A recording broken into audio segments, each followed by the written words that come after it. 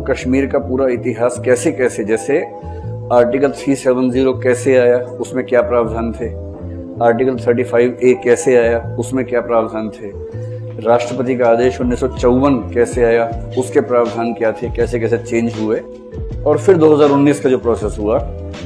अगर आपको 2019 से पहले का पता है तो हम 2019 से बात शुरू करें, नहीं पता है तो थोड़ा सा बैकग्राउंड से बात शुरू करें कि ये सारा प्रसंग कैसे कैसे आया, आर्टिकल 370 क्या था, क्यों आया था, कैसे हुआ था। तो क्या राय है आप लोगों की, आप लोगों को शुरू से करें? तो शुरू से करने में एक जो बात निहित है वो एक ही समय ज्यादा लगेगा। तो चलिए शुरू करते हैं। सबसे अच्छा तरीका कालक्रम में रखते हैं, जैसे वर्ष 1947 से शुरू करते हैं। 47 में क्या हुआ था, 48 में यूएन में क्या हुआ, फिर 49 में भारतीय संविधान में 370 कैसे आया, 50 में क्या हुआ, 52 में फिर जो दिल्ली समझौता हुआ वो क्या था, 54 में आदेश क्यों आया, 63 में क्या चेंजेस हुए, या 56 में संविधान जम्मू कश्मीर का जो बना उसमें क्या प्रावधान थे। ऐसे करते करते बढ़ेंगे तो बात समझ में सारी आएगी। तो ये जो मसला है, मूल रूप से ये मसला भारत के एकीकरण का है, इंटीग्रेशन ऑफ इंडिया। आपने भारत के इतिहास में या भारत की राज्य व्यवस्था को पढ़ते हुए एकीकरण का जिक्र सुना होगा। और देखिए, चीजों को सही प्लेस पर रख के देखेंगे तो चीजें अपने आप सही दिखेंगी, फिर दिक्कत आएगी नहीं। हम बहुत रैंडम बात करते हैं इसलिए में दिक्कत ज्यादा होती है। तो 2019 को 2019 मत समझिए, 1947 के क्रम में देखिए तो समझ में आएगा कि क्या मसला है। मसला 1947 का है। आपको पता है कि जब भारत आजाद हुआ तो India independence act British parliament में पारित हुआ। उस एक्ट के तहत भारत आजाद होने वाला था 15 अगस्त को, और उसमें पाकिस्तान को भी आजादी मिल रही थी भारत से, तो ये तय हो चुका था।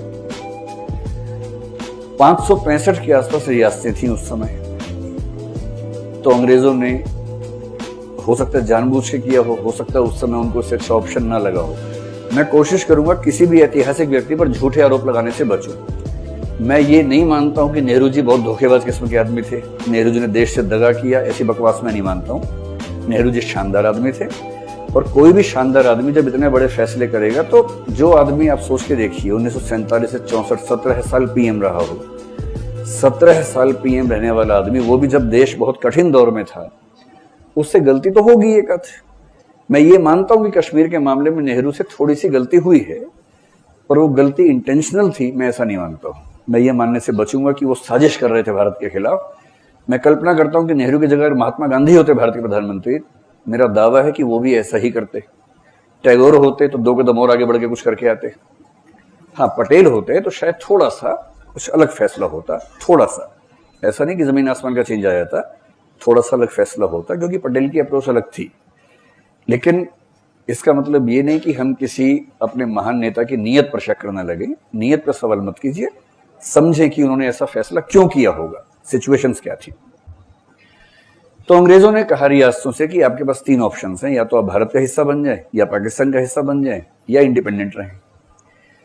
जो छोटी रियासतें थी उनकी तो इतनी हिम्मत थी ही नहीं, और ये अच्छा हुआ कि पटेल को ये काम दिया गया कि आप रियासत मंत्रालय के प्रमुख आप हों।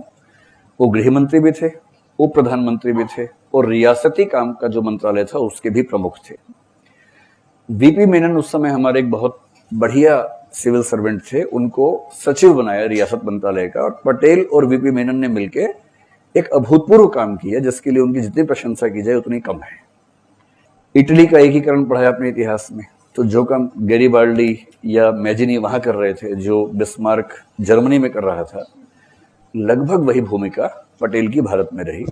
और पटेल की रही का मतलब पटेल प्लस वीपी मेनन दोनों की भूमिका रही। और यदि पटेल वैसी भूमिका ना निभाते तो निश्चित रूप से आज हम बहुत सारे देश होते। मैं कई बार मजाक में कहता हूं कि दिल्ली से पटना भी जाना होता तो हम 4 देश क्रॉस करके जाते, 4 जगह वीजा लेते, 4 जगह स्टैंप लगवाते, और हम कहते कि मैं अंतर्राष्ट्रीय यात्रा करके आया हूं। और इंटरनेशनल ट्रेन थी जो भारत दिल्ली देश से निकलकर गाजियाबाद देश में घुसी, गाजियाबाद देश के बाद फिर वो इटावा देश से गुजरते हुए कानपुर और इलाहाबाद देशों से गुजरते हुए पटना देश में पहुंची। हम ऐसी बात कर रहे होते। हम ऐसी बात नहीं कर रहे हैं तो इसका सारा श्रेय मुख्य रूप से एक व्यक्ति को जाता है, उसका नाम पटेल है। इसमें कोई संदेह की बात नहीं है। पटेल ने लगभग सारी रियासतों को मैनेज कर लिया। और वो मैनेज क्या करते थे, बात करते थे, वकील थे, बहुत सफल बात करने का स्टाइल उनको आता था। एक हाथ में गाजर, एक में लाठी लेके निकलते थे। पहले गाजर खिलाते थे कि ले खा ले भाई, गाजर खा ले, नहीं खाए तो थोड़ा सा लाठी मारते थे ऐसे, और सब लोग समझ जाते थे। उनका एक ही कहना था कि देखो तुम्हारी जनता ने, तुम्हारी रियासत की जनता ने स्वाधीनता आंदोलन में खूब बढ़ के हिस्सा लिया है। वो केवल अंग्रेजों से स्वाधीन नहीं होना चाह रहे, तुमसे भी होना चाह रहे हैं। तो या तो मान जाओ आराम से, नहीं तो विद्रोह करवाने में हमें 2 मिनट लगेंगे। जनता विद्रोह करेगी, आपके राजमहल के अंदर आएगी, फिर वो आपको साथ में उखाड़ के ले जाएगी। तो उससे बेहतर है कि आप चुपचाप मान जाएं और भारत का हिस्सा बन जाएं।